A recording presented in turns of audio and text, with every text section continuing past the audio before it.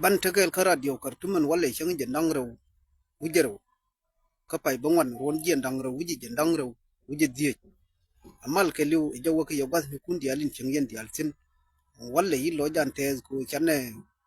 the coming president of the Republic of Southern Sudan min moga yelali ka shale mayu shan jenen nyin kon sangot ko kon wijan ni changa kon ne dialin kon in lar ke je ken ko ne bi jinu bela we tenial gweni je fujen u tit latin kon la nunke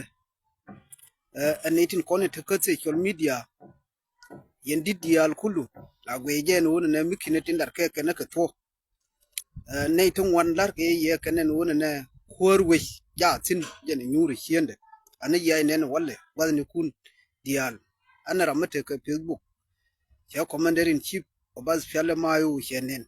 the coming president of the Republic of Southern Sudan Dr. Rio Machate in Durungun min makor mago ana jen long larje no ne wijnu dere de te kamal bane runin chalar ne tin to mijirmin ko kan kai mijirmin ne tin ko ne lar je kan ko de korwe de kuma kan bane rundien bane kulif kondial babu joni ne kondial kulu liyew ne run angum bitwo run ma jan hen ko bet worun kuma shi jan hen ba ko bana gu yerun ba bana kan mo dongo bana nyol lef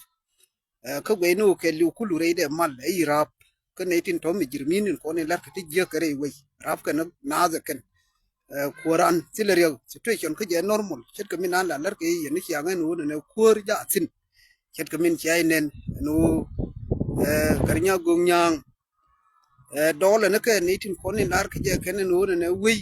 we shamakan biduna malar keken shi ga hayni jen keke kar mi jirmin lar ke je kenen won ne de kori nanen ku mal de kep ketede kem jinu prar ke lwangde wala lar ken ku ne mikin de ler kem je we no chero de lwang chana ken ba mo lan ni ba kulering ne ken ke gar mi char riudien medit du num ba kur ba ken ku ne gur ken no de urdi de larma leken chan ne ne gu na nin te hungutin the coming president of the Republic of Southern Sudan Dr. Rio Machate PhD holder shukran kur ko sha uji ne nan walle kine dial kulu yi lojen tes ko sha wang du chane atamme yene dial jiddan gang ne je ko kon wayne minanin jorode bane run bane jagwi nguma bititin ko nguma yibititin runin cha larakan wajeni nanin be kangano shukron baba joni yen ne kon dial kulu lojan tet ko ne yu koran ci joy tam ko ne dialin te Sudan kon dial kulu jidda cha o jagang ne yum be lar ke je ken ko ne ke chang je ndangra wujero bi commander in chief of the Australia mayu the work court ke dual an yainen ka gwe no ne mo we uri garnya gum nyang bi ne dial kulu bi ko pot riedekel mo je ne nani de lar ye shukron mal ke liu je woke ye yen me shadin dial kulu ke ne dialen la go yera dio kartum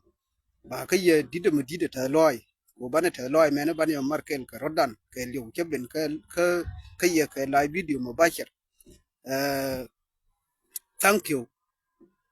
yene dial kulu tin na wor ke yan yen kamal yene dialen ye ba ke ya but kamal ata loy ke liu je woke ye an ga dunaru go gaila te ke yene shanga shukron mal ke liu biba Dr. Machar biba ayo biba commander in chief of that as fiale mayo biba na yani an badatu yarwa yayi long somtam